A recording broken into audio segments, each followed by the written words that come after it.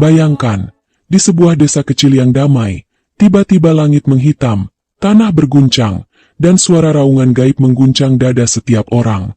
Pohon tumbang, atap rumah beterbangan, sungai meluap deras seakan-akan menelan seluruh desa. Di tengah kepanikan itu, hanya ada seorang kakek renta yang terbaring dalam tidur panjangnya. Namun dari tidurnya lahir cahaya yang mampu menundukkan kekuatan para jin penguasa gunung. Tidur yang menyelamatkan ribuan jiwa, tapi sekaligus menguji batas terakhir hidupnya.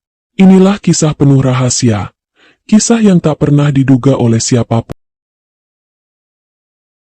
Di desa Sumberjati, yang terletak di kaki gunung hijau dengan hamparan sawah luas, hiduplah seorang kakek tua bernama Mbah Somad. Usianya sudah sangat senja, rambut dan jenggotnya memutih, tubuhnya kurus, namun wajahnya selalu terlihat teduh. Orang-orang di desa menjulukinya wali tidur, bukan karena ia malas, melainkan karena kebiasaannya yang lebih banyak berbaring daripada berbicara. Hampir setiap hari, warga melihatnya terlelap di atas dipan kayu dengan kepala bersandar pada bantal tipis, seakan dunia nyata sudah tidak begitu penting baginya. Awalnya, banyak orang menganggap Mbah Somad hanyalah seorang tua renta yang sudah tidak bisa bekerja. Beberapa bahkan berbisik, menertawakannya, mengatakan bahwa ia hanyalah kakek pemalas yang hidup dari belas kasihan warga. Namun semakin lama, keanehan mulai muncul. Setiap kali Mbah Somad tertidur, sesuatu yang aneh sering terjadi di desa. Pernah suatu malam, ketika angin kencang menerpa desa Sumberjati dan membuat atap rumah warga bergoyang hebat, Mbah Somad terlihat tidur pulas di berandanya. Saat itu, salah seorang pemuda desa yang kebetulan melihat, menyaksikan cahaya putih tipis keluar dari tubuh Mbah Somad dan melayang perlahan ke udara. Pemuda itu terpaku, tak mampu berkata apa-apa. Keesokan paginya, angin yang semula diperkirakan akan merobohkan rumah-rumah warga justru mereda begitu saja. Anehnya, hanya desa Sumberjati yang selamat, sementara desa lain di sekitarnya banyak yang rusak parah diterpa badai. Kejadian-kejadian seperti itu mulai sering terjadi. Jika ada wabah penyakit yang mengintai, warga yang sakit tiba-tiba sembuh setelah bermimpi bertemu seorang kakek berjubah putih yang menepuk pundaknya. Jika ada ternak yang mendadak mati, keesokan harinya warga bermimpi melihat seorang lelaki tua yang menuntun hewan-hewan mereka ke padang rumput hijau. Semua mimpi itu berawal ketika Mbah Somad sedang tertidur pulas. Sejak saat itulah, warga mulai percaya bahwa tidur Mbah Somad bukanlah tidur biasa. Mereka yakin roh Mbah Somad berkelana ke alam lain, berperang melawan gangguan gaib, sekaligus menjaga keselamatan manusia. Orang-orang desa mulai memanggilnya wali tidur dengan penuh rasa hormat. Namun, meskipun dihormati, Mbah Somad tetap hidup sederhana. Ia tinggal di sebuah rumah kayu kecil di pinggir sawah, tanpa harta benda yang mewah. Setiap hari ia hanya makan nasi dengan lauk seadanya, kadang hanya ditemani garam dan sambal. Tidak pernah sekalipun ia menuntut sesuatu dari warga. Ia hanya menghabiskan waktu dengan berbaring, memejamkan mata, dan berzikir dalam hati. Malam itu, ketika bulan bulat bersinar terang di langit desa Sumberjati, Mbah Somad kembali terlelap di atas dipannya. Di tengah sunyi malam, cahaya lembut kembali muncul, menyelubungi tubuhnya. Dari kejauhan, seekor anjing desa menggonggong ke arah rumahnya, lalu tiba-tiba diam, seakan melihat sesuatu yang tak terlihat oleh mata manusia. Dan tepat malam itu, tanpa ada yang tahu, perjalanan panjang Mbah Somad ke alam gaib pun dimulai. Pagi itu desa Sumberjati masih berkabut tipis. Ayam sudah berkokok, suara lesung terdengar dari rumah ke rumah, namun banyak wajah terlihat cemas. Malam sebelumnya anjing desa menggonggong panjang menghadap arah gunung. Beberapa orang melihat kilatan cahaya di langit, tidak seperti petir, lebih mirip bara yang berjalan pelan lalu hilang. Di pematang sawah, embun menempel tebal, dan di bawahnya tanah terasa longgar. Orang tua di gardu bilang ini pertanda tanah di hulu bergerak. Nama Gunung Tapak Ulo kembali disebut. Orang yang biasanya berani lewat jalur hutan, pagi itu memilih memutar jauh. Di rumah kayu di pinggir sawah, Mbah Somad masih terbaring tenang. Bantalnya tipis, tikar anyaman agak usang, namun wajahnya damai. Beberapa pemuda berjaga di beranda. Mereka bukan disuruh siapapun, hanya merasa perlu berada di sana. Pak Karyo datang membawa sekeranjang ubi rebus. Ia meletakkannya di meja kecil dan duduk dengan napas panjang. Katanya semalam ia bermimpi aneh. Dalam mimpi itu ia melihat 7 bangunan besar berdiri di atas punggung gunung. Bentuknya bulat bertingkat, seperti istana batu. Di setiap bangunan ada nyala api kecil di puncaknya. Api itu tidak memerah, melainkan kehijauan. Pak Karyo terbangun dengan keringat dingin, lalu menemukan retakan kecil di tembok dapurnya. Ia tidak berani bercerita ke istrinya karena takut tambah panik. Menjelang siang, Mbah Somad membuka mata. Ia menatap langit-langit rumah, lalu perlahan menggeser tubuhnya agar menghadap jendela. Dari jendela itu, punggung gunung Tapa Ulo terlihat samar di balik kabut. Yang berjaga menunduk hormat. Mbah Somad tidak banyak bicara. Suaranya tipis namun jelas. Ia menyebut nama Allah pelan, lalu berkata agar jendela tidak ditutup lagi mulai hari ini. Katanya, dari arah situlah angin yang membawa kabar masuk. Pernyataan sederhana itu membuat semua orang diam. Mereka tidak paham maksudnya, tapi merasa lebih tenang. Siang turun pelan. Warga berdatangan, sebagian membawa makanan, sebagian ingin sekadar mengintip keadaan. Di antara mereka ada Bumirah, janda yang tinggal sendirian di tepi sawah. Ia menangis lirih. Anaknya yang merantau belum bisa pulang, sementara lumbung padi miliknya retak. Ia takut hujan besar yang akan datang membuatnya kehilangan semua beras. Mbah Somad memandangnya lama, lalu mengangguk. Ia meminta tikar digeser ke sisi beranda yang langsung menghadap gunung. Ia berbaring lagi, tangan kirinya menutup dada, tangan kanannya memegang tasbih kayu. Butirannya lincah bergerak. Bibirnya tidak banyak mengeluarkan suara, namun ritmenya terasa. Orang yang berdiri di sekitar beranda tiba-tiba ingin ikut menyebut nama Allah dalam hati. Menjelang sore, angin dari arah gunung bertiup lebih dingin dari biasa. Daun bambu menggesek, menghasilkan bunyi serak yang membuat bulu kuduk berdiri. Kabut turun lebih cepat. Di sawah yang paling dekat dengan hutan, air irigasi mendadak keruh, seolah ada yang mengaduk dasar sungai. 2 bocah yang tadi bermain di pematang pulang berlari, wajahnya pucat. Mereka mengaku melihat bayangan tinggi di tepi hutan, tidak seperti manusia, berdiri lama lalu lewat seperti asap. Cerita itu cepat menyebar, menambah rasa cemas yang sejak pagi menekan dada. Mbah Somad tetap berbaring. Sekali waktu napasnya terasa panjang, lalu kembali pendek. Di sela napas itu, beberapa orang melihat kilau halus keluar dari wajahnya, seperti debu yang terkena sinar. Yang pertama melihat adalah Seno, pemuda Karang Taruna. Ia mendekat pelan, memeriksa apakah Mbah Somad sakit. Namun kulit Mbah Somad hangat, nadinya teratur, dan matanya tertutup tenang. Seno menelan ludah. Di telinganya seperti terdengar dengungan yang rapi. Ia mundur dan duduk di anak tangga. Untuk pertama kalinya dalam beberapa bulan, ia tidak ingin memegang telepon genggam. Ia ingin duduk diam dan mengawasi langit. Saat azan maghrib berkumandang, angin berhenti mendadak. Bendera kecil di halaman balai desa jatuh lemas. Malam turun cepat. Mbah Somad masih berbaring, tetapi suasana di beranda terasa berbeda. Udara seperti padat. Satu persatu orang dewasa menyalakan lampu minyak. Anjing yang biasa ribut menjadi tenang. Hanya bunyi serangga yang tersisa.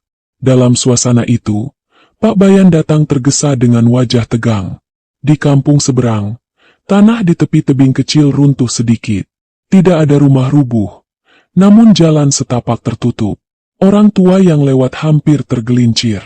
Pak Bayan minta warga di sini tidak panik, tetapi menyiapkan karung untuk penahan air kalau hujan turun di malam hari. Kabar itu membuat orang ingin segera bergerak. Namun sebelum mereka bubar, Mbah Somad membuka mata dan menatap keluar. Mbah Somad berbisik agar orang tidak bercerai-berai. Ia meminta semua tetap di halaman sampai malam lewat. Katanya, malam ini ada tamu yang datang dari arah gunung. Kalimat itu membuat udara seolah mengecil. Tidak ada yang berani bertanya. Mereka menunggu dalam diam. Seno mengatur kursi kayu agar orang tua bisa duduk. Bumirah menyiapkan air hangat. Pak Karyo berdiri di pintu, tangannya terkepal. Ia teringat mimpi 7 istana tadi malam. Ia menatap gunung yang gelap, mencoba menenangkan diri. Waktu berjalan.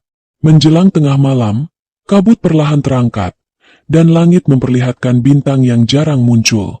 Angin bergerak sekali, lalu diam. Saat itulah suara lirih terdengar dari arah jalan kecil menuju sawah.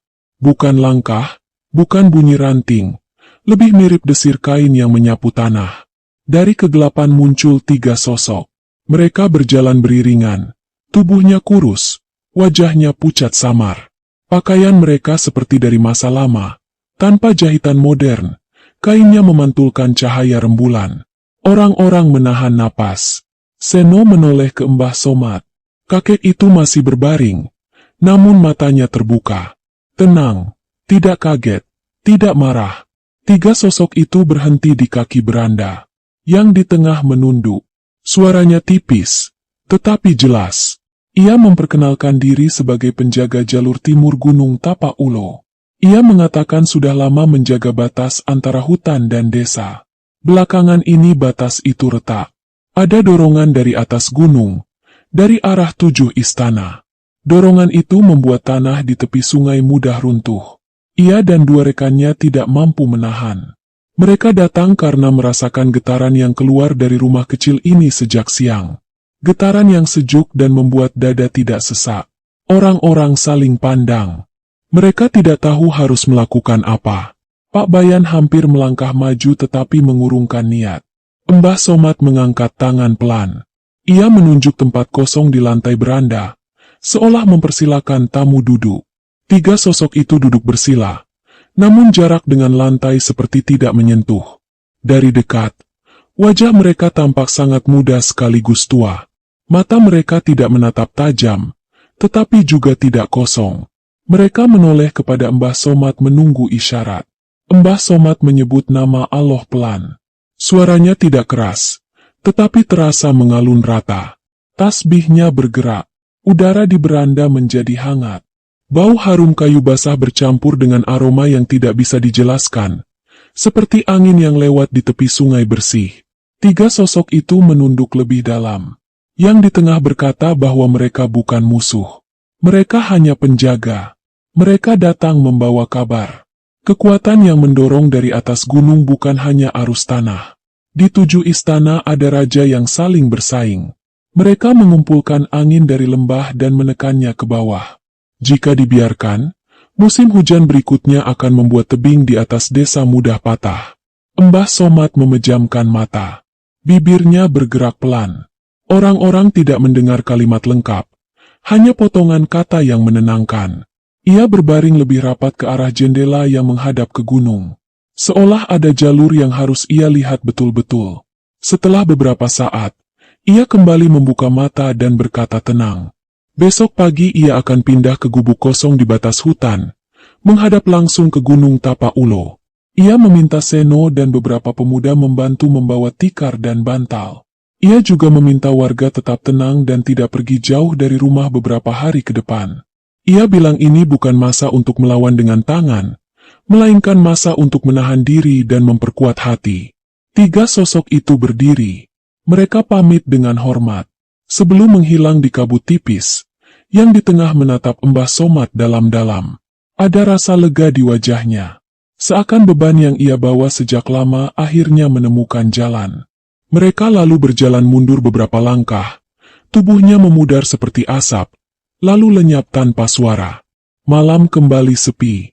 Orang-orang menarik napas panjang. Ada rasa takut yang belum hilang, tetapi juga ada rasa aman yang baru. Mereka pulang satu persatu. Seno tidak tidur.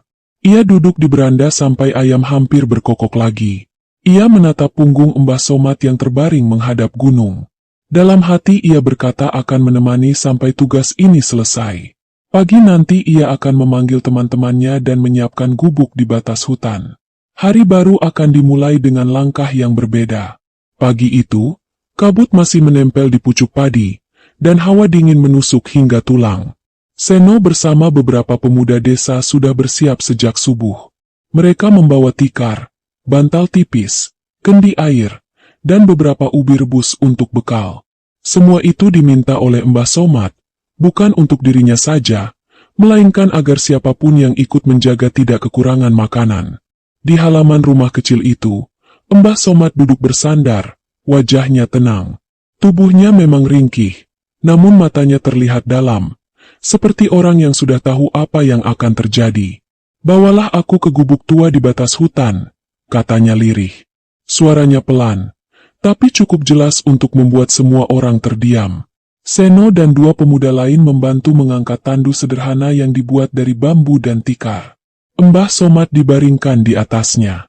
Ia tidak menolak, hanya tersenyum tipis. Orang-orang yang melihat dari kejauhan berdesakan di pinggir jalan. Sebagian menunduk hormat, sebagian mengusap mata karena terharu. Mereka tahu, Mbah Somad bukan sekadar orang tua yang suka tidur. Kini ia sedang menuju tempat yang dianggap angker, Gunung Tapak Ulo, demi melindungi desa. Perjalanan dimulai. Jalan setapak berlumpur karena hujan semalam. Mereka melewati pematang sawah, menyeberangi sungai kecil dengan jembatan bambu yang licin, lalu masuk ke hutan bambu yang lebat. Sepanjang jalan, udara terasa berbeda. Burung-burung yang biasanya ramai berkicau mendadak diam. Sesekali terdengar suara ranting patah di kejauhan, namun tidak terlihat siapapun. Ketika mereka hampir sampai di gubuk tua yang disebut Mbah Somad, kabut mulai turun padahal matahari sudah tinggi. Gubuk itu berdiri sendirian di tanah datar, dengan atap rumbia hampir runtuh. Dindingnya dari anyaman bambu, penuh lubang. Dari gubuk ini, puncak Gunung Tapak Ulo terlihat jelas, megah sekaligus menakutkan. Bangunan istana batu yang semalam muncul dalam mimpi Pak Karyo seolah-olah nyata, walau samar tertutup kabut tebal. Mbah Somad dibaringkan di dalam gubuk. Ia menatap langit-langit sebentar, lalu memejamkan mata. Tasbih di tangannya bergerak pelan. Pemuda-pemuda yang ikut menunggu saling pandang, tidak tahu harus berbuat apa selain duduk diam di sudut. Siang menjelang, tiba-tiba tanah di bawah gubuk bergetar halus, seperti ada sesuatu yang bergerak dari dalam. Seno bergegas keluar dan melihat ke arah gunung. Dari kejauhan, kabut menipis, memperlihatkan bayangan bangunan megah di puncak gunung. Tidak hanya satu, tapi 7 bangunan, berdiri berderet seperti istana raja. Atapnya berlapis, dan di setiap puncak tampak cahaya kehijauan berputar-putar. Angin bertiup kencang, membawa suara yang mirip dengan bisikan panjang. "Apakah itu istana jin?" Salah satu pemuda berbisik, suaranya gemetar. Seno tidak menjawab. Ia hanya merapatkan jaket dan menatap ke dalam gubuk. Mbah Somad masih tidur, tapi wajahnya serius. Bibirnya bergerak, melafalkan zikir tanpa suara. Saat itu, udara di sekitar gubuk terasa lebih hangat, seolah ada lingkaran tak kasat mata yang melindungi mereka. Tiba-tiba dari arah jalan setapak muncul 3 sosok yang mereka kenal sebagai para penjaga jalur timur yang semalam datang. Kali ini wajah mereka lebih jelas, dan cahaya samar dari tubuh mereka terlihat. Mereka berdiri di depan gubuk, menunduk hormat. "Raja-raja jin di atas sudah mulai gelisah," kata salah satu dari mereka.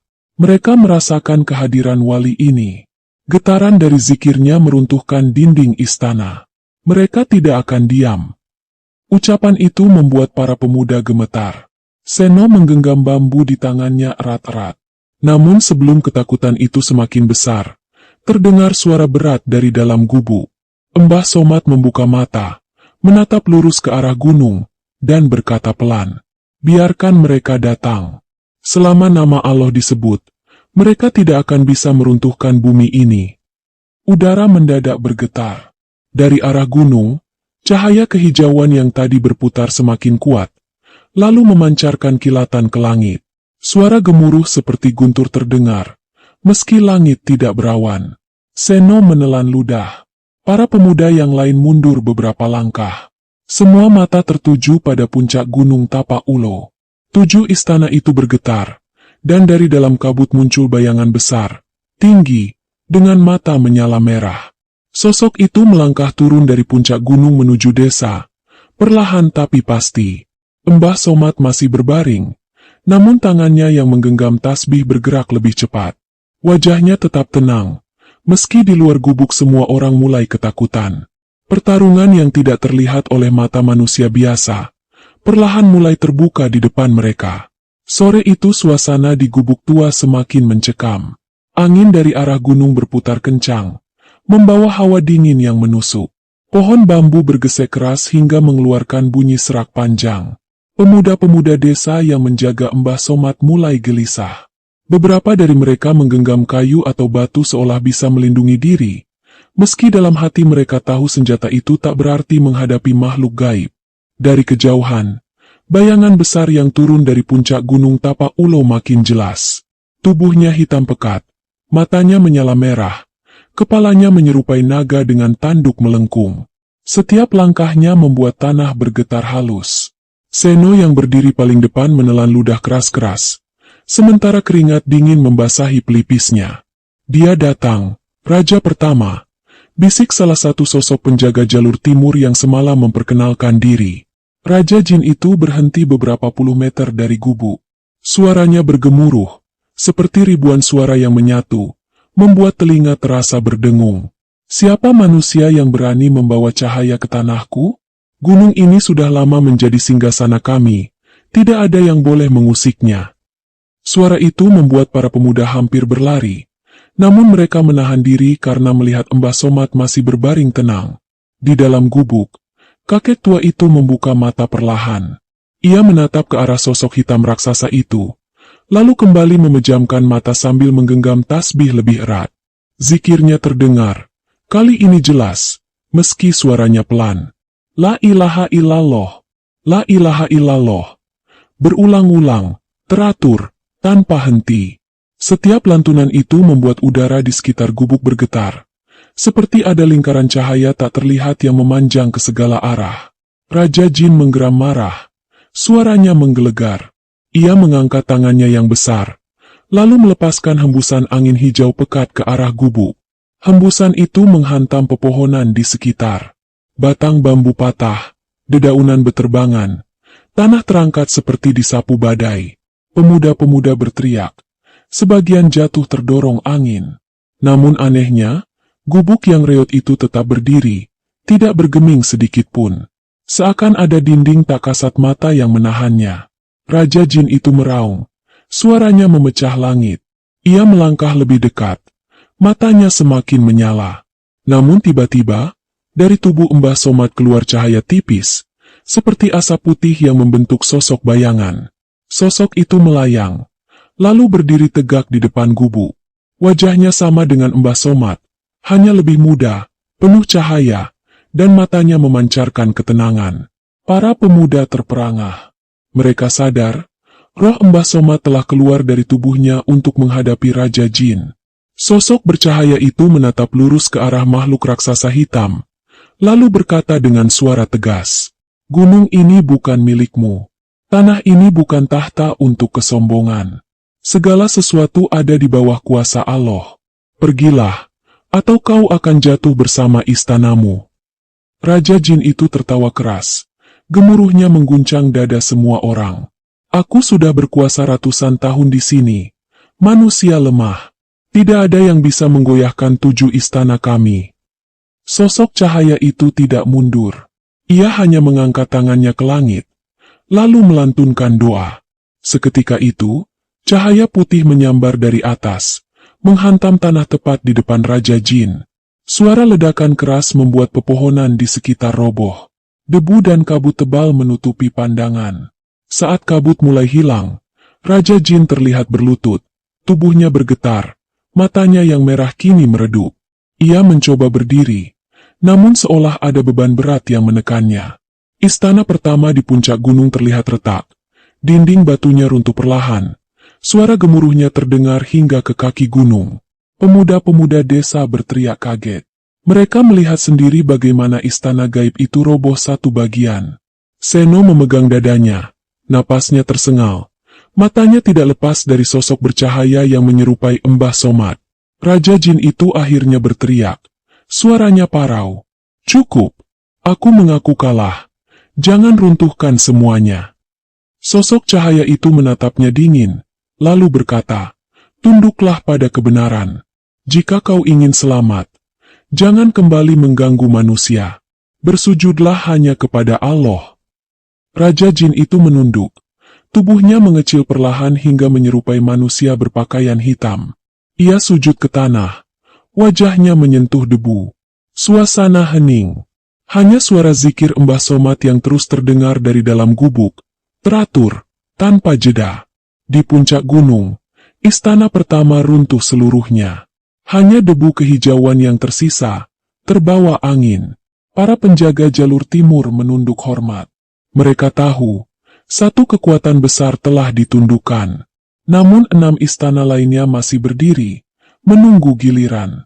Malam itu, warga desa yang mendengar kabar dari pemuda-pemuda langsung ketakutan. Mereka berkumpul di surau, berdoa bersama. Semua sadar, apa yang terjadi bukan hal biasa. Mbah Somad, dengan tidurnya, baru saja menghadapi salah satu Raja Jin paling kuat di Gunung Tapak Ulo. Namun pertempuran baru saja dimulai. 6 Raja Jin lainnya sudah merasakan runtuhnya istana pertama. Mereka tidak akan tinggal diam. Keesokan harinya langit di atas desa Sumberjati tampak aneh. Matahari memang bersinar, tetapi sinarnya tertutup kabut pekat yang menggantung hanya di sekitar Gunung Tapak Ulo. Udara terasa berat. Burung-burung enggan terbang, bahkan suara jangkrik yang biasanya riuh pun menghilang. Warga desa yang mendengar cerita runtuhnya istana pertama semalam memilih untuk tidak keluar rumah terlalu jauh. Mereka takut sesuatu yang lebih besar akan datang. Di gubuk tua di batas hutan, Mbah Somad masih terbaring tenang. Napasnya teratur, tasbihnya tetap bergerak pelan. Di luar gubuk, Seno dan para pemuda berjaga dengan wajah tegang. Mereka masih belum bisa melupakan apa yang terjadi semalam, saat sosok bercahaya Mbah Somad melawan Raja Jin pertama hingga istananya runtuh. Namun kali ini, hawa yang datang dari gunung terasa lebih menekan, seolah ada sesuatu yang jauh lebih berbahaya sedang bergerak turun. Tiba-tiba, dari arah hutan, suara langkah-langkah berat terdengar. Bukan seperti manusia, lebih mirip pukulan keras di tanah yang bergema panjang. Pohon bambu bergetar, dedaunan jatuh berguguran. Seno dan kawan-kawannya menelan ludah. Mata mereka tertuju ke arah jalan setapak yang menghubungkan gubuk dengan lereng gunung. Lalu muncullah bayangan hitam besar, melayang di udara. Tubuhnya tidak menapak tanah, melainkan menggantung dengan bentuk menyerupai manusia. Tetapi wajahnya datar, tanpa mata, tanpa hidung, hanya mulut besar yang penuh gigi runcing. Suara tertawanya menggetarkan dada, membuat lutut para pemuda hampir lemas.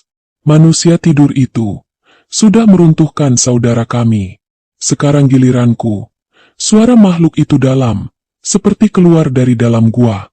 Salah satu penjaga jalur timur yang berada di dekat gubuk berkata lirih, "Itu Raja Jin kedua. Dia penguasa bayangan. Semua cahaya yang kau lihat bisa padam jika dia bergerak." Seketika udara menjadi gelap. Matahari yang tadi bersinar seolah ditelan. Suasana berubah seperti malam. Para pemuda panik. Mereka hampir tidak bisa melihat sekeliling. Hanya gubuk Mbah Somad yang masih samar terlihat, bercahaya redup. Di dalam gubuk, Mbah Somad bergumam pelan. Allah, Allah. Zikirnya teratur, tidak tergesa. Dari tubuhnya keluar cahaya putih tipis. Semakin lama semakin terang, membentuk lingkaran cahaya di sekeliling gubuk. Raja Jin kedua meraung marah. Dari mulut besarnya keluar kabut hitam yang menyebar cepat, mencoba menelan lingkaran cahaya itu. Kabut hitam merayap di tanah, merambat ke kaki para pemuda.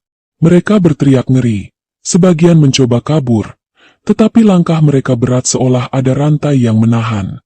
Seno jatuh tersungkur. Kabut hitam itu mulai melilit kakinya, membuat tubuhnya sulit bergerak. Wajahnya pucat, napasnya sesak. Ia menjerit memanggil nama Mbah Somad. Tiba-tiba, dari tubuh Mbah Somad sekali lagi muncul sosok bercahaya. Kali ini lebih terang dari sebelumnya. Matanya bersinar seperti bara putih. Sosok itu melangkah keluar gubuk dan berdiri di depan kabut hitam. "Penguasa bayangan," ucapnya lantang. "Kau bermain dalam gelap, tapi gelap hanyalah ketiadaan cahaya. Selama nama Allah disebut, gelapmu akan hancur. Raja Jin kedua tertawa keras. Aku sudah menelan ratusan manusia. Aku akan menelanmu juga, manusia bercahaya. Kabut hitam makin pekat, menutupi sekeliling hingga pandangan benar-benar gelap. Para pemuda hanya bisa mendengar suara dentuman dan raungan. Tiba-tiba cahaya putih menyambar, menembus kabut, membuat lingkaran besar terbuka di tengah kegelapan.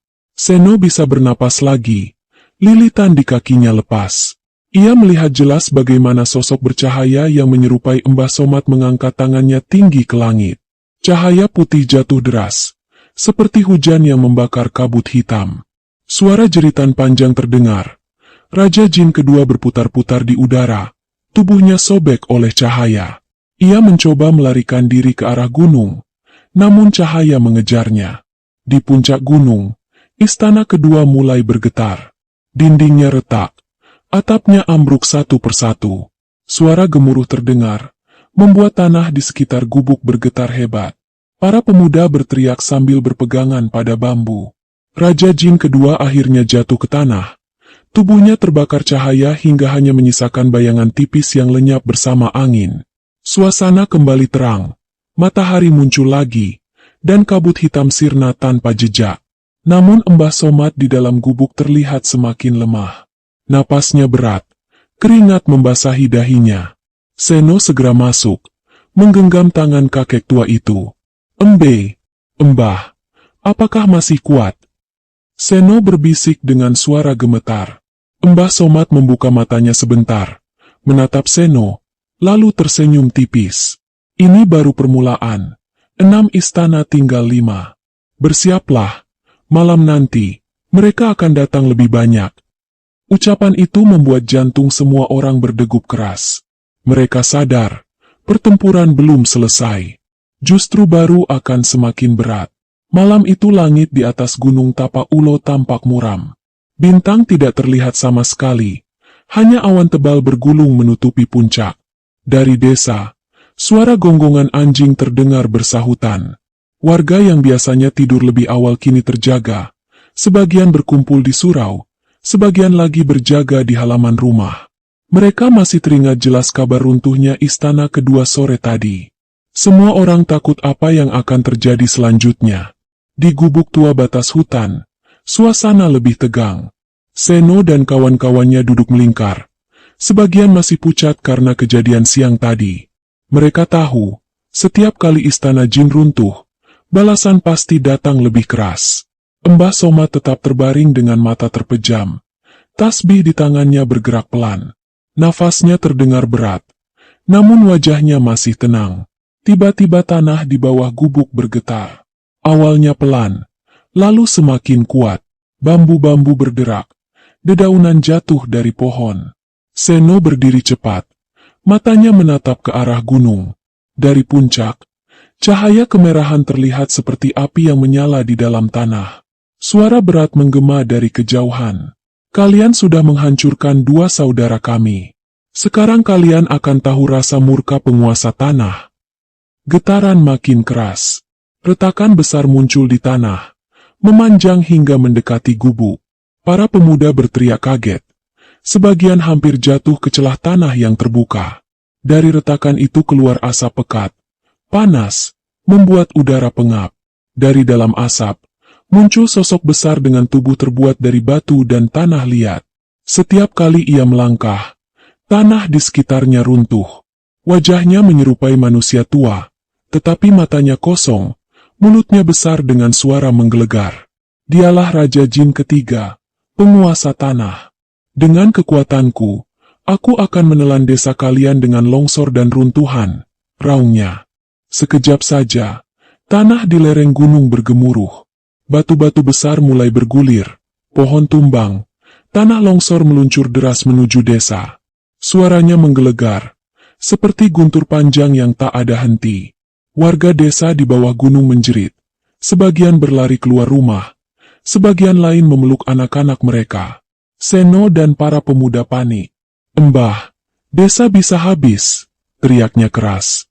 Di dalam gubuk, Mbah Somad masih terbaring. Namun kali ini, wajahnya sedikit pucat. Tasbih di tangannya berhenti sejenak. Dengan suara lirih ia berucap, "Bismillah, Allah Maha Menjaga." Roh bercahaya Mbah Somad kembali muncul, lebih terang dari sebelumnya. Sosok itu berdiri di depan gubuk, menatap Raja Jin Tanah yang semakin mendekat. Zikir bergema, membuat lingkaran cahaya meluas hingga ke arah longsor yang meluncur deras. Cahaya itu menghantam gelombang tanah. Anehnya, longsor yang sudah siap menerjang desa berhenti di tengah jalan, membeku seolah ditahan dinding tak terlihat. Batu-batu besar yang sudah meluncur tiba-tiba pecah menjadi debu. Raja Jin Tanah meraung marah, menghantam tanah dengan kedua tangannya. Retakan semakin besar, mengarah tepat ke gubuk. Namun sosok bercahaya Mbah Somad mengangkat tangannya ke langit, lalu menepuk tanah dengan telapak. Seketika itu, retakan menutup kembali, suara gemuruh reda. Di puncak gunung, istana ketiga mulai runtuh. Dindingnya pecah, atapnya ambruk, suaranya bergema hingga desa. Warga yang melihat dari kejauhan bersujud di tanah, menangis haru. Raja Jin Tanah menjerit kesakitan. Tubuhnya yang terbuat dari batu retak, hancur perlahan, lalu ambruk menjadi tumpukan tanah biasa. Hanya suaranya yang tersisa, bergema lemah. Belum selesai, saudara-saudaraku akan datang. Sosok bercahaya itu kembali masuk ke tubuh Mbah Somad. Kakek tua itu menghela napas panjang. Keringat dingin menetes dari dahinya. Seno menggenggam tangannya, khawatir melihat kondisi Mbah Somad semakin lemah. Desa ini selamat, tapi masih ada 4 istana lagi, ucap Mbah Somad lirih. Semua orang di gubuk menunduk.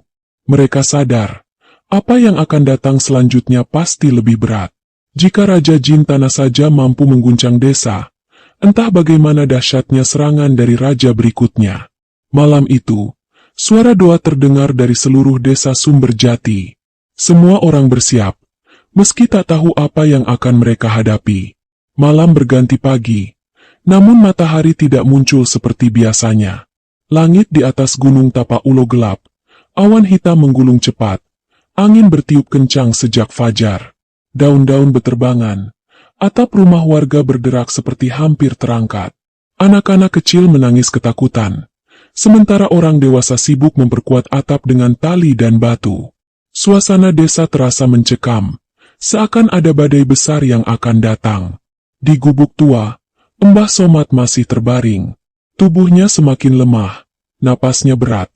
Namun tangannya tidak pernah berhenti menggenggam tasbih. Seno duduk di sampingnya, wajahnya penuh cemas. Para pemuda lain mondar-mandir di luar gubuk, mencoba menenangkan diri, meski jelas terlihat ketakutan di mata mereka. Mereka semua tahu, setelah Raja Tanah dikalahkan semalam, giliran Raja Jin keempat akan datang.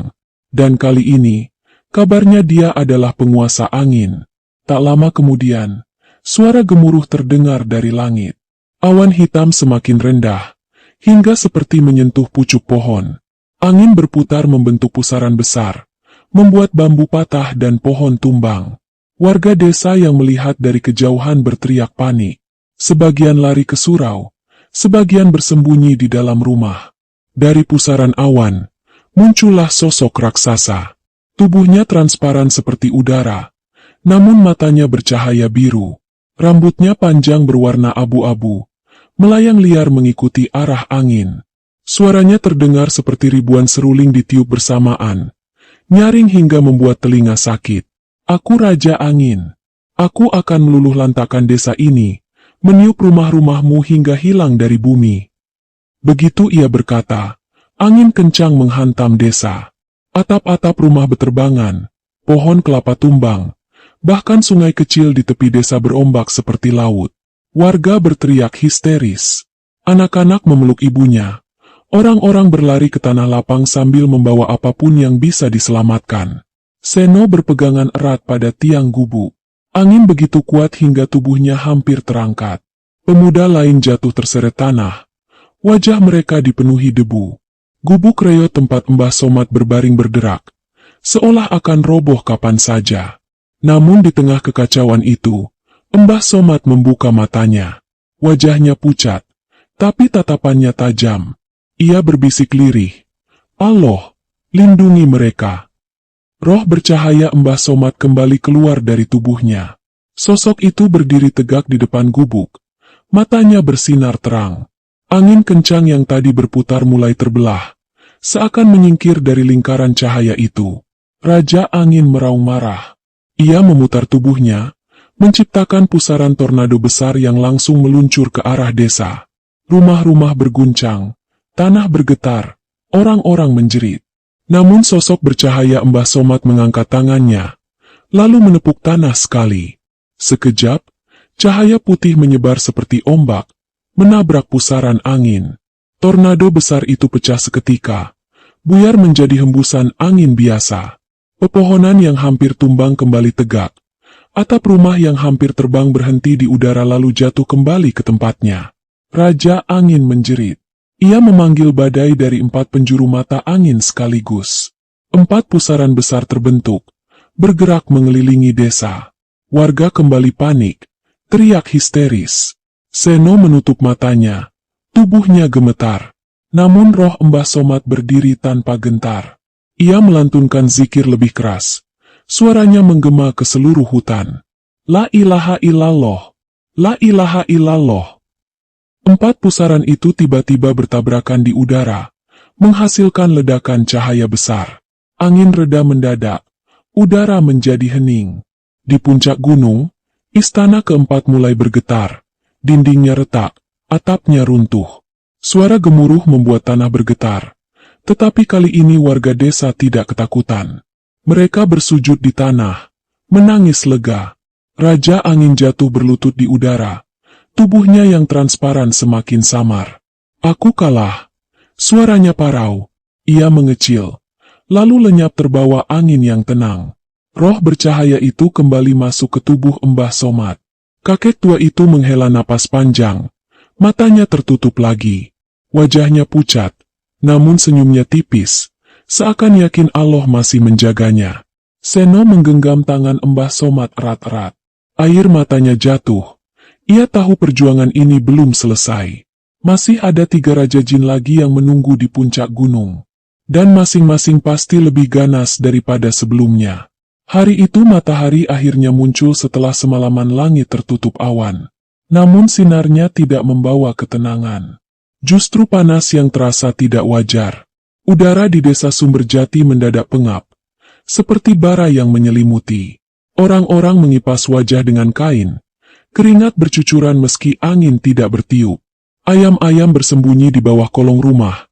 Sapi di kandang gelisah, terus menguak tanpa henti. Di gubuk tua, Seno dan pemuda lain masih berjaga. Mereka belum tidur semalaman. Takut raja berikutnya datang tiba-tiba. Mbah Somad masih terbaring. Matanya terpejam, tubuhnya lemah.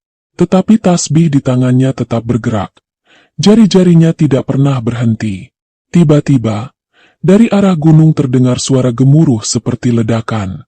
Tidak lama kemudian, kepulan asap hitam membubung tinggi. Dari sela kabut, tampak cahaya merah menyala, seperti api yang membakar puncak. Suara retakan pohon terdengar jelas, diikuti bau gosong yang terbawa angin. Api, dari arah hutan, teriak seorang pemuda. Tak lama, dari balik asap muncul sosok raksasa berapi. Tubuhnya terbentuk dari bara dan nyala api. Setiap langkahnya membuat tanah berasap. Matanya menyala oranye. Rambutnya seperti kobaran api yang menjilat ke langit. Suaranya berat, bergaung hingga ke desa. Aku Raja Api. Aku akan membakar hutanmu, membakar desamu, hingga tidak ada lagi yang tersisa. Begitu ia berteriak, api menjalar cepat. Pohon-pohon di kaki gunung terbakar. Hewan-hewan berlarian, burung-burung berjatuhan dari langit. Suasana menjadi kacau. Warga desa berteriak panik. Sebagian mencoba menyiram air ke sawah, sebagian lain berlari ke sungai. Tapi api terlalu besar, bergerak cepat seperti mengejar. Seno menatap gubuk dengan wajah pucat. Mbah, kalau api sampai ke desa, semua rumah habis. Di dalam gubuk, Mbah Somad membuka matanya. Napasnya berat, wajahnya penuh keringat. Ia berbisik lirih, Allah, peliharalah mereka. Roh bercahaya kembali keluar dari tubuhnya. Kali ini lebih terang, seperti diselimuti cahaya putih yang tebal. Sosok itu berdiri di depan gubuk, menatap Raja Api dengan sorot mata tajam. Api adalah ciptaan Allah. Kau hanya diberi kuasa sesaat. Jangan sombong dengan bara yang bisa padam dengan satu tiupan. Raja Api tertawa keras. Kobarannya makin besar. Ia mengangkat tangannya, melempar bola api raksasa ke arah gubuk. Bola api itu meluncur cepat, membakar pohon yang dilewati. Pemuda-pemuda berteriak, menutup wajah dengan tangan, pasrah kalau gubuk akan hancur. Namun roh bercahaya Mbah Somad mengangkat tangannya ke langit. Dari telapak tangannya keluar cahaya putih yang melingkar, menahan bola api itu. Bola api raksasa meledak, tetapi tidak menimbulkan panas, hanya cahaya yang pecah menjadi debu di udara. Raja Api meraung marah. Ia menunduk, lalu meniupkan napas. Dari mulutnya keluar semburan api panjang seperti naga, menjalar ke segala arah.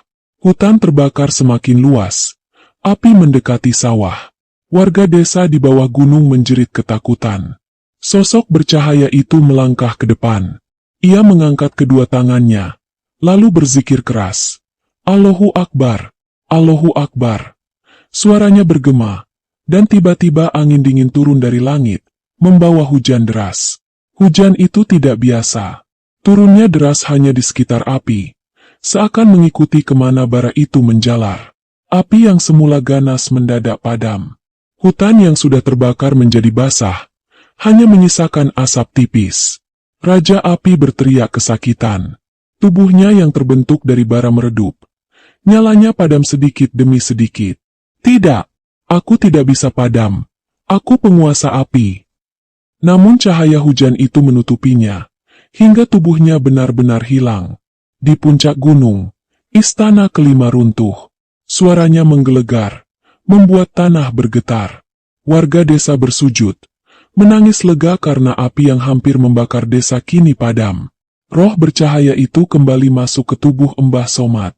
Kakek tua itu terengah, napasnya semakin lemah. Seno menggenggam tangannya erat-erat. Mbah, masih ada dua lagi. Bagaimana Mbah bisa menahan ini semua? Mbah Somad membuka mata sebentar, tersenyum tipis. Selama Allah memberi izin, aku akan bertahan. Kalian jangan takut. Ini semua bukan karena aku, tapi karena kuasanya. Kata-kata itu membuat semua orang terdiam. Mereka sadar, perjuangan belum selesai. Masih ada dua istana lagi, dua raja jin yang jauh lebih kuat dari sebelumnya. Dan waktunya semakin dekat. Malam itu desa Sumberjati berubah menjadi tempat yang asing. Setelah api dari Raja Kelima padam oleh hujan gaib, udara yang tersisa justru semakin dingin. Angin berhenti bertiup, jangkrik tidak lagi bersuara, bahkan cahaya bulan menghilang di balik awan hitam. Suasana desa gelap gulita. Lampu minyak yang biasanya menyala di beranda rumah tiba-tiba meredup, seolah ada yang menyedot cahayanya. Di gubuk tua, Seno dan para pemuda menggigil, bukan karena dingin, tetapi karena rasa takut. Mereka saling pandang, tidak ada yang berani berbicara keras.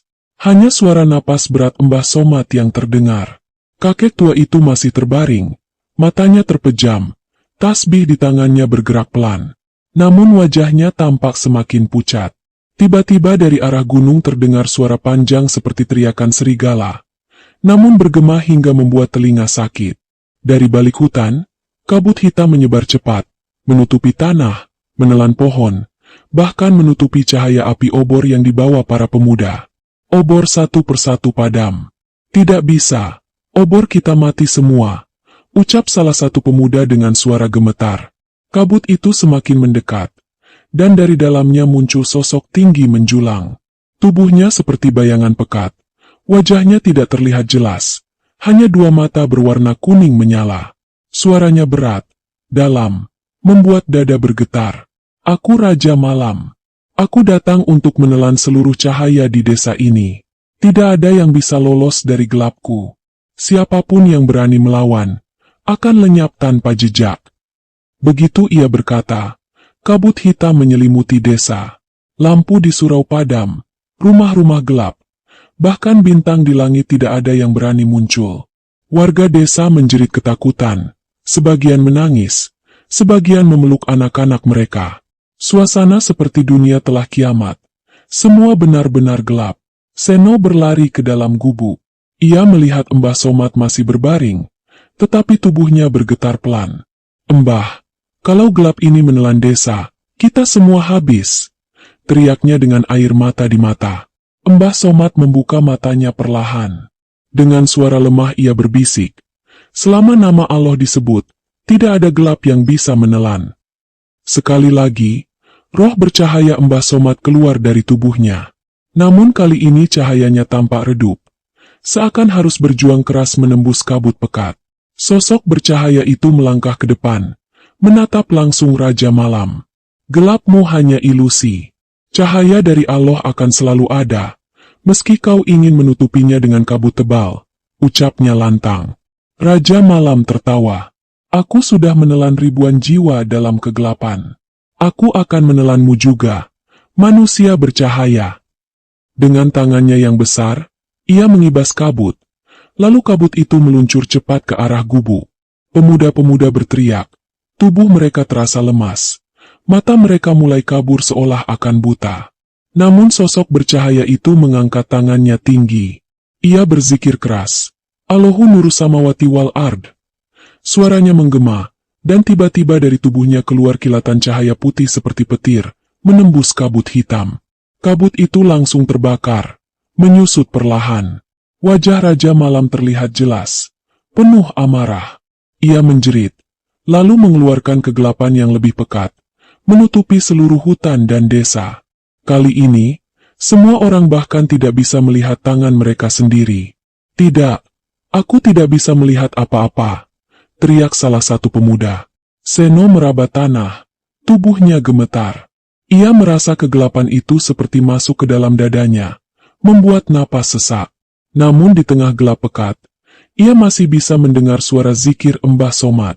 Suara itu menjadi satu-satunya tanda bahwa mereka belum hilang. Cahaya putih kembali muncul, semakin terang, menembus lapisan demi lapisan kegelapan. Suara Raja Malam berubah menjadi raungan marah.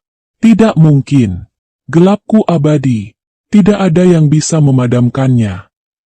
Tetapi cahaya itu semakin kuat, hingga seluruh kabut hitam sirna. Matahari muncul kembali seolah dipaksa keluar dari balik awan. Warga desa yang semula menangis kini bersujud. Menangis lega karena cahaya kembali. Di puncak gunung, istana keenam runtuh dengan suara keras. Batu-batunya beterbangan, atapnya hancur, menyisakan debu hitam yang tertiup angin. Raja Malam menjerit panjang, lalu tubuhnya hancur menjadi potongan bayangan yang menghilang di udara. Roh bercahaya itu kembali masuk ke tubuh Mbah Somad. Kakek tua itu menutup matanya lagi. Wajahnya tampak semakin lelah. Seno memegang tangannya erat. Air mata jatuh di pipinya. "Mbah, tinggal satu lagi. Bagaimana kalau yang terakhir lebih kuat dari semuanya?" ucap Seno dengan suara serak. Mbah Somad membuka matanya sebentar, lalu tersenyum tipis. "Yang terakhir adalah ujian paling besar. Bersiaplah, Seno, kau akan menyaksikan kebenaran yang sebenarnya." Ucapan itu membuat bulu kuduk semua orang berdiri. Mereka sadar, yang terakhir bukan sekadar Raja Jin. Sesuatu yang jauh lebih besar sedang menunggu di puncak Gunung Tapak Ulo. Langit di atas Gunung Tapak Ulo mendadak berubah. Awan hitam berputar di puncak gunung, petir menyambar berkali-kali, menggelegar seolah bumi akan pecah. Getaran tanah terasa sampai ke desa Sumberjati. Pohon-pohon besar bergoyang hebat, sawah retak, sungai meluap. Warga desa berhamburan ke tanah lapang sambil membawa anak-anak. Wajah mereka penuh ketakutan. Semua sadar, inilah saatnya raja terakhir turun. Di gubuk tua, Seno dan pemuda lain berdiri pucat. Mereka tahu, 6 istana sudah runtuh, dan yang tersisa hanya satu. Raja terakhir, penguasa tertinggi dari semua jin di Gunung Tapak Ulo. Mereka menggigil, merasa tubuh mereka terlalu kecil untuk menghadapi yang akan datang. Tiba-tiba, dari puncak gunung muncul cahaya hitam pekat, berputar seperti pusaran besar. Dari dalamnya terdengar suara ribuan raungan sekaligus. Lalu perlahan, sosok raksasa muncul. Tubuhnya jauh lebih besar dari semua raja sebelumnya. Tingginya seperti menyentuh awan, kulitnya hitam pekat. Namun di tubuhnya terlihat api, angin, tanah, dan bayangan bercampur jadi satu. Matanya merah membara. Suaranya menggema hingga bumi bergetar. Aku Raja Ketujuh, penguasa tertinggi. Aku adalah gabungan kekuatan dari semua saudara yang telah kau hancurkan. Aku akan meratakan desa ini. Aku akan menelan manusia kecil itu. Dan aku akan mengembalikan tahta Gunung Tapak Ulo. Begitu ia berteriak, badai langsung turun. Angin ribut bercampur api. Tanah runtuh, kabut hitam menelan cahaya. Semuanya bercampur menjadi kekacauan besar. Desa Sumberjati berguncang. Warga berteriak. Sebagian pingsan karena takut. Seno berlari masuk ke gubuk, mengguncang tubuh Mbah Somad. Mbah, bangunlah. Kalau tidak, kita semua akan mati. Mbah Somad membuka matanya perlahan. Napasnya berat, tubuhnya gemetar. Ia menatap Seno sebentar, lalu berbisik. Seno, jangan takut. Yang terakhir ini bukan sekadar musuh. Ini ujian iman kita. Peganglah doa. Jangan lepas. Roh bercahaya Mbah Somad keluar lagi. Namun kali ini cahayanya sangat terang. Lebih besar dari sebelumnya. Seolah seluruh tubuhnya diselimuti sinar putih. Sosok itu berdiri menghadapi Raja Ketujuh yang menjulang tinggi. Penguasa tertinggi, ucapnya lantang. Kekuatanmu hanya kumpulan dari kesombongan. Kau ingin menaklukkan bumi, padahal semua ini bukan milikmu. Gunung ini, tanah ini, manusia ini, semuanya milik Allah. Raja Ketujuh tertawa keras. Aku sudah memerintah ratusan tahun. Aku menaklukkan ribuan manusia. Aku menelan desa. Aku menundukkan makhluk lain. Kau pikir dengan tidurmu kau bisa menghentikanku? Aku adalah malam. Aku adalah api. Aku adalah angin. Aku adalah tanah. Aku adalah bayangan. Aku segalanya. Sosok bercahaya Mbah Somad tidak gentar. Ia mengangkat tangannya, melantunkan zikir keras. La ilaha illallah. Allahu Akbar. Cahaya putih membesar, melingkupi seluruh gubuk, desa, bahkan sampai ke kaki gunung. Raja Ketujuh mengangkat tangannya, melepaskan serangan dahsyat. Api meluncur bercampur dengan badai, tanah bergetar, kabut hitam menutup langit. Serangan itu meluncur deras ke arah Mbah Somad.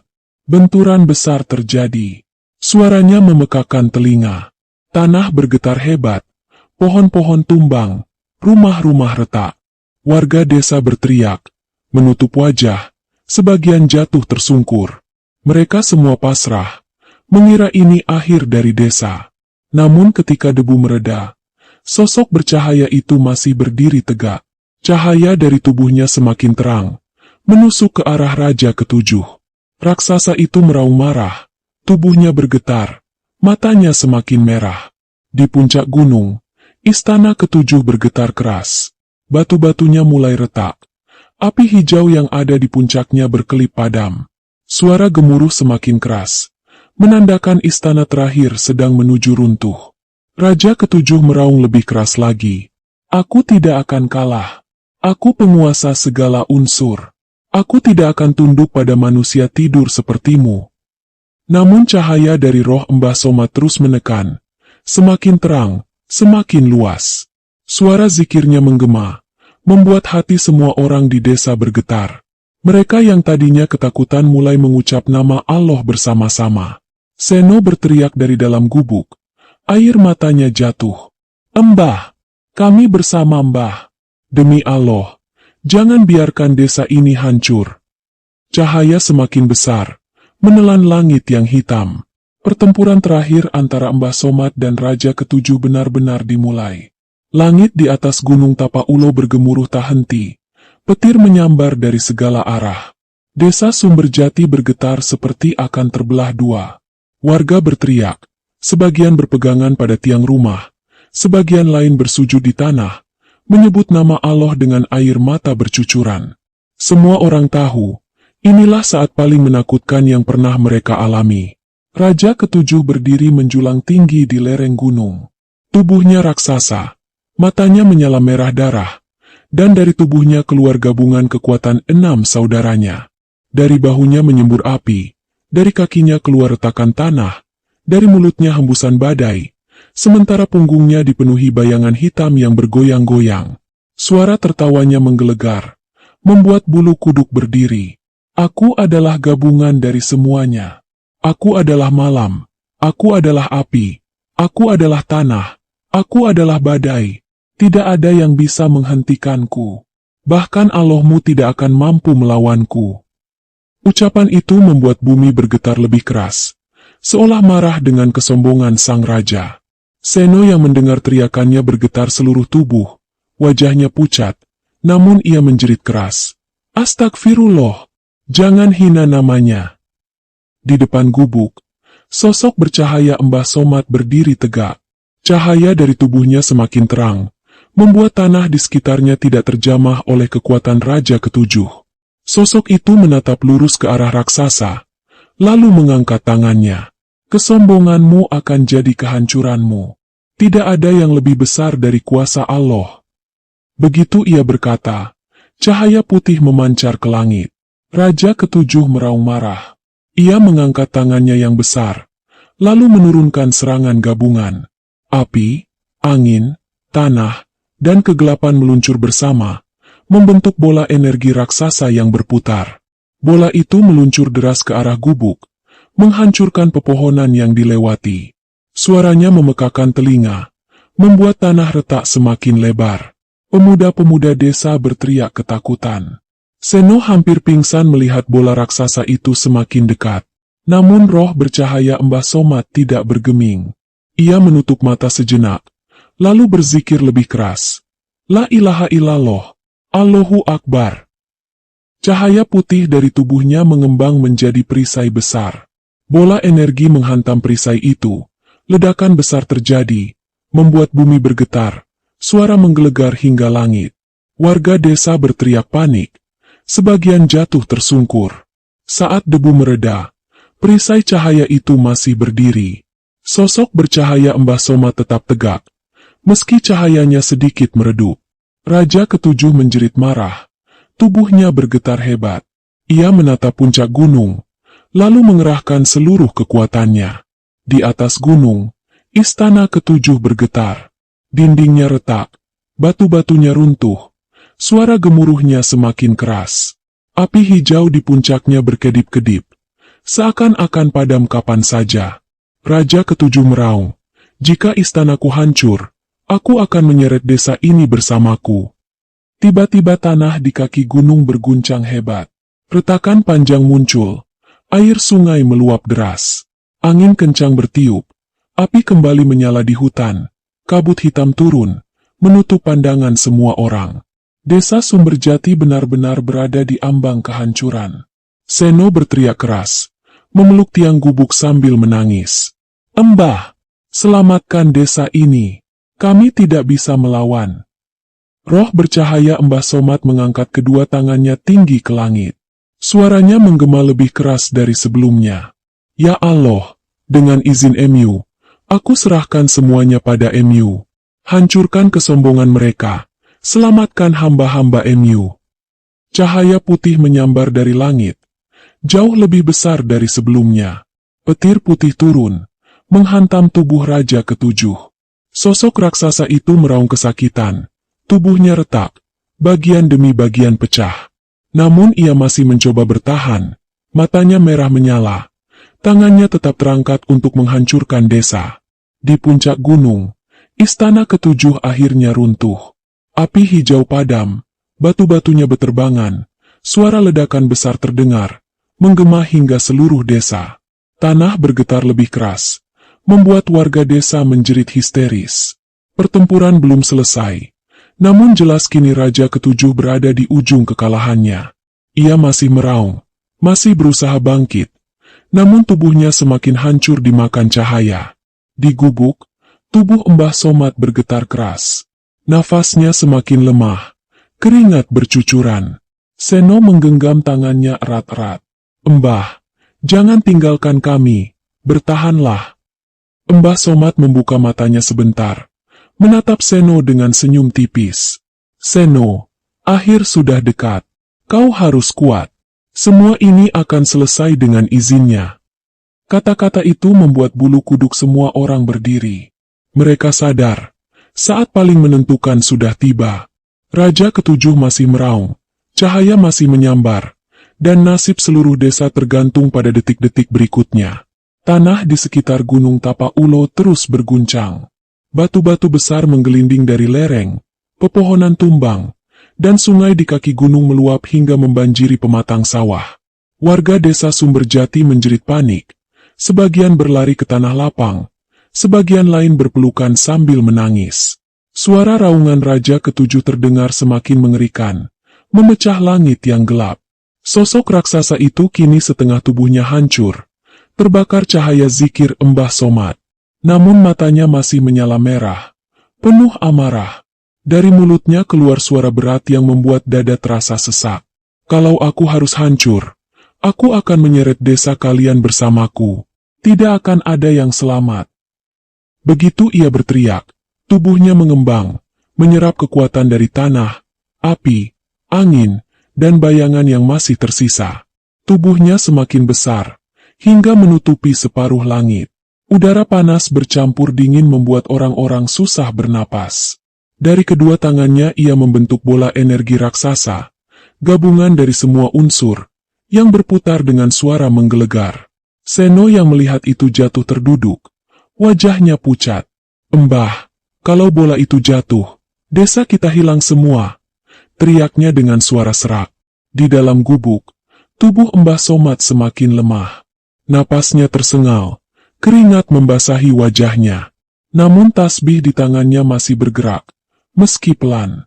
Roh bercahaya yang keluar dari tubuhnya kini terlihat goyah.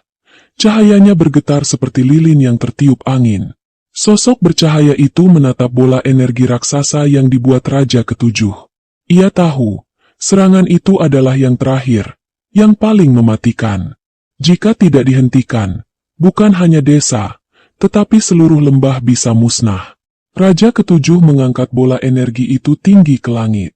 Suara gemuruhnya memekakan telinga. "Inilah akhir kalian. Aku akan menutup semua cahaya dengan kegelapan abadi." Dengan teriakan keras, ia melempar bola energi itu ke arah desa. Bola itu meluncur cepat, menelan langit, cahayanya bercampur api, angin, dan tanah yang berputar.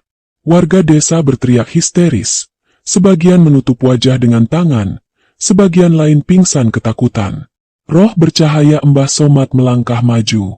Dengan suara tegas ia berseru, "Ya Allah, dengan izin MU, aku serahkan nyawaku untuk melindungi hamba-hamba MU."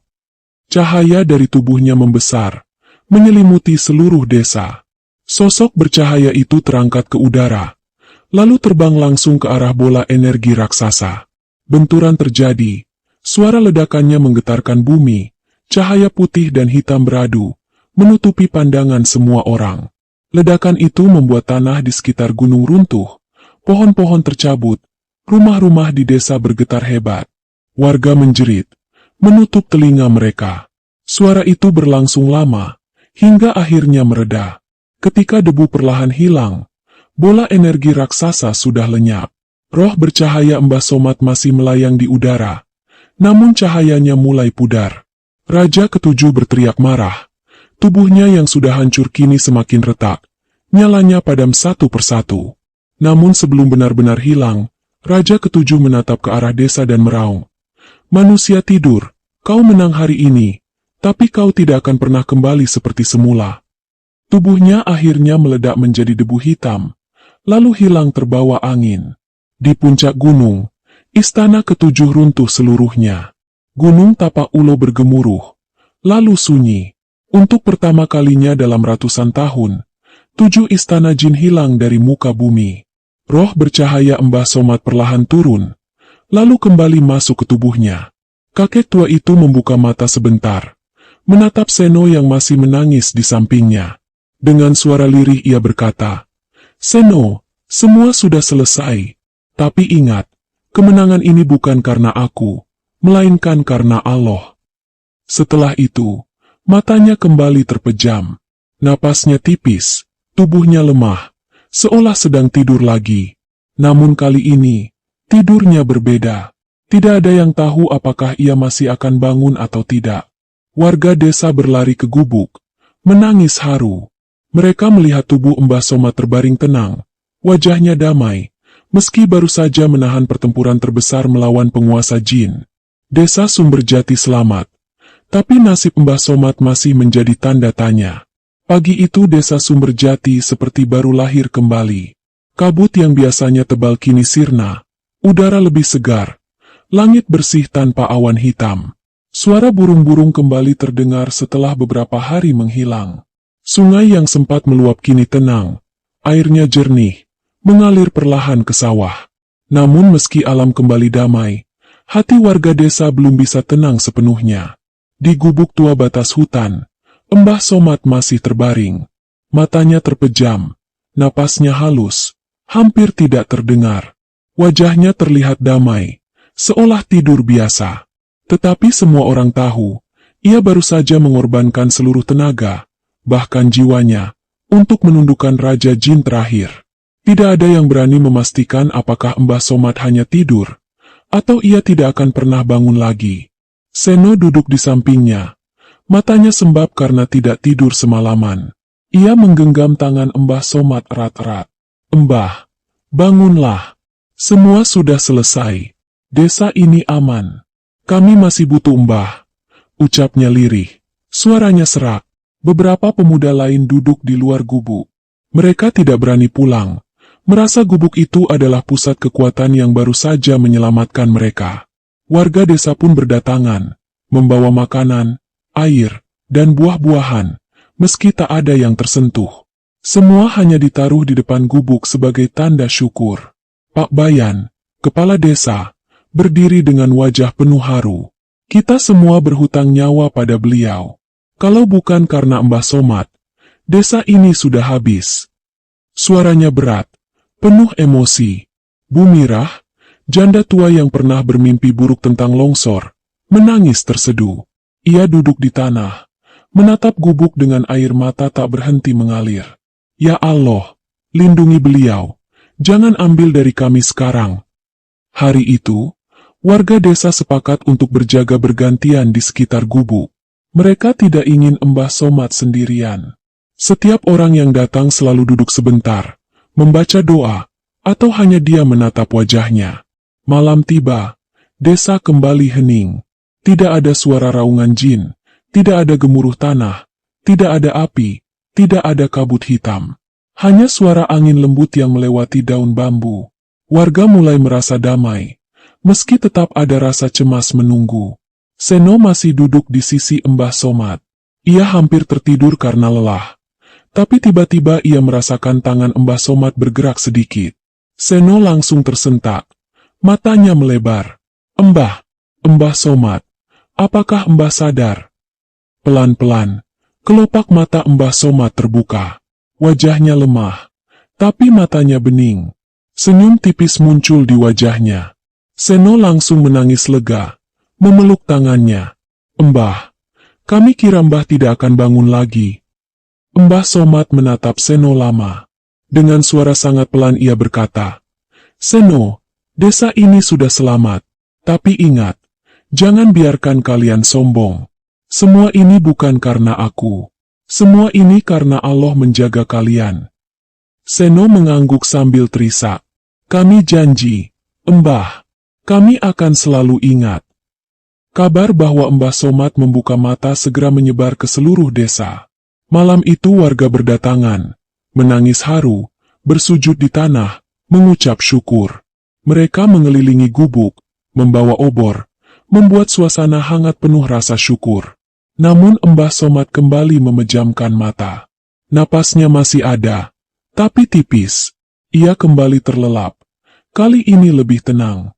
Seakan tidurnya adalah bagian dari takdir yang tidak bisa diputuskan oleh siapapun. Warga desa mengerti. Mereka tidak tahu apakah Mbah Somad akan kembali bangun seperti biasa, atau tidurnya kali ini adalah tidur panjang. Tetapi mereka sepakat satu hal, selama hidup mereka, nama wali tidur itu akan selalu dikenang. Hari-hari berikutnya berjalan berbeda di desa Sumberjati. Alam yang dulu sering membawa bencana kini berubah seolah lebih ramah. Sungai yang biasanya meluap saat hujan deras kini mengalir tenang. Airnya jernih sampai dasar terlihat. Sawah-sawah yang sempat retak akibat gempa kini subur kembali. Tanaman padi tumbuh lebih cepat.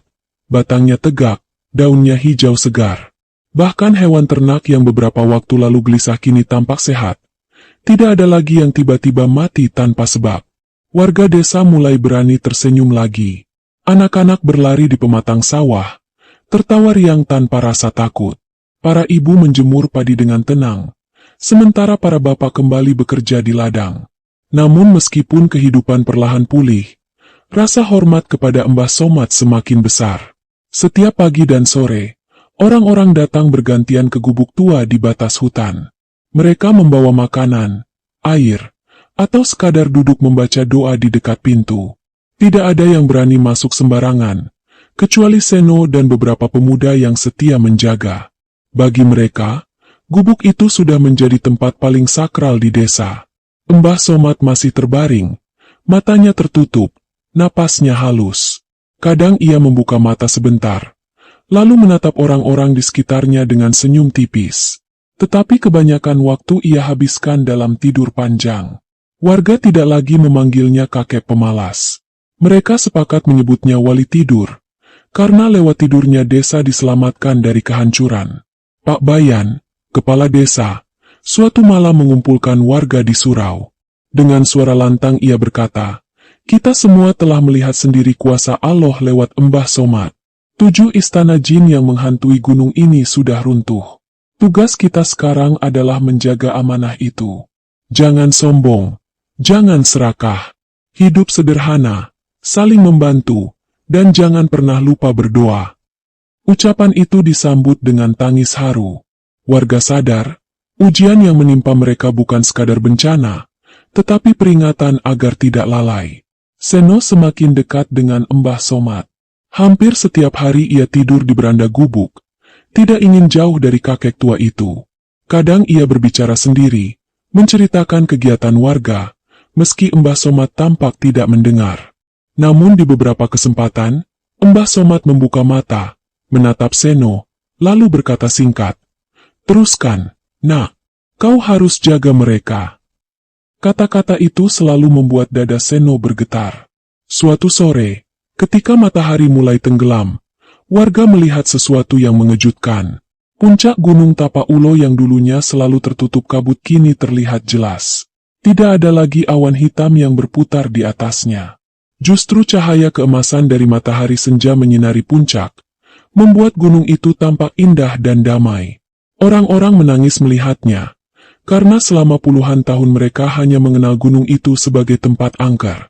Sejak saat itu, banyak orang dari desa tetangga datang ke Sumberjati. Mereka mendengar kabar 7 istana jin runtuh karena doa seorang wali tidur. Mereka ingin melihat gunung itu dengan mata kepala sendiri. Ada yang membawa air dari sungai, ada yang berdoa di sawah, ada juga yang sekadar ingin menyentuh tanah desa yang kini dipercaya mendapat berkah. Desa Sumberjati yang dulu kecil dan sering dilanda bencana, kini berubah menjadi desa yang ramai. Namun warga tidak merasa terganggu.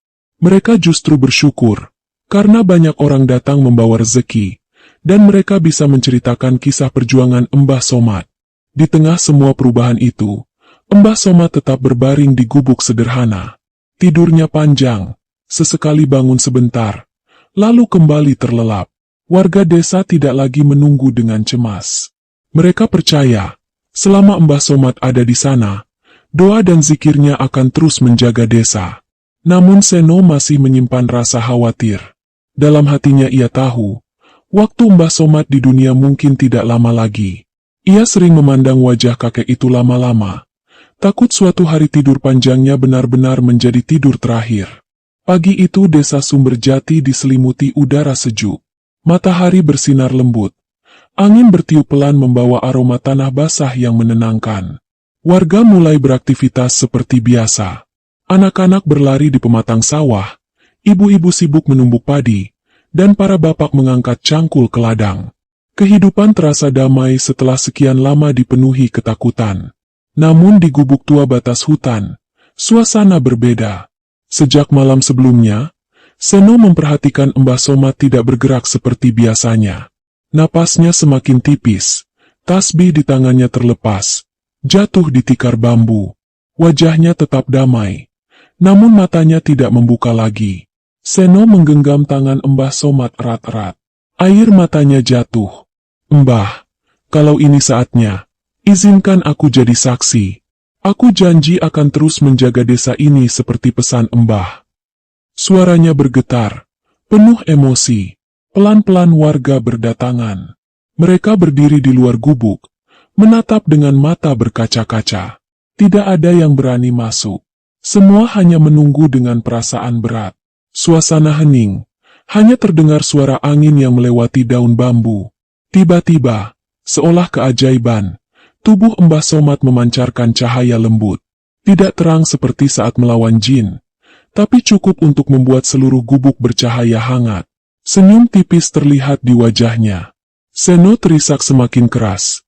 Ia tahu apa artinya. Mbah Somad menarik napas panjang sekali, lalu menghembuskannya pelan. Setelah itu, tubuhnya benar-benar tenang, tidak bergerak lagi. Wajahnya damai, seolah sedang tidur seperti biasa. Namun semua orang sadar, kali ini tidurnya bukan tidur sementara. Ini adalah tidur panjang, tidur terakhir. Tangisan pecah di luar gubuk. Warga desa menunduk, sebagian bersujud di tanah, sebagian lain menangis sambil memanggil namanya. "Wali tidur, Mbah Somad, terima kasih." Seno menunduk di samping jasadnya, menggenggam tangan yang kini dingin. Air matanya tidak berhenti jatuh, tetapi di dalam hatinya ada rasa bangga. Ia tahu, Mbah Somad tidak pergi sia-sia. Seluruh desa ini selamat karena pengorbanannya. Hari itu, desa Sumberjati mengiringi jenazah Mbah Somad ke pemakaman kecil di tepi sawah. Ribuan orang datang, bukan hanya dari desa itu, tetapi juga dari desa-desa lain yang mendengar kisahnya. Semua menunduk. Tidak ada suara selain doa.